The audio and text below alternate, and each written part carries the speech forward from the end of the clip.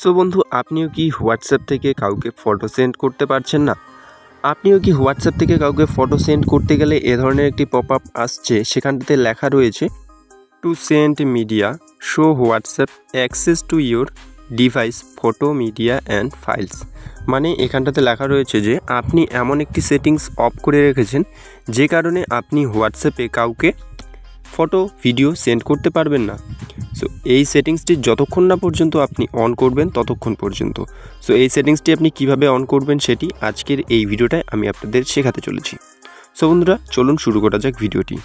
বন্ধু, সেটিংসটিকে ইনেবল করার জন্য আপনার হোয়াটসঅ্যাপ থেকে ব্যাক হয়ে আসতে হবে। তারপরে আপনি হোয়াটসঅ্যাপটিকে একবার লং প্রেস করে ধরুন। তারপরে এখানটাতে ডান সাইডে আপনি দেখতে পাবেন আই বাটন, এখানটাতে ক্লিক করুন।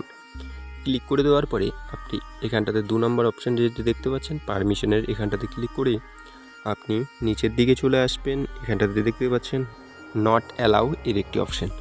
নট অ্যালাউয়ের নিচে দেখতে পাচ্ছেন ফটো অ্যান্ড ভিডিও। সো এটি কিন্তু আমাদের অন করা নেই। সো এটিকে আমরা অন করে নেব।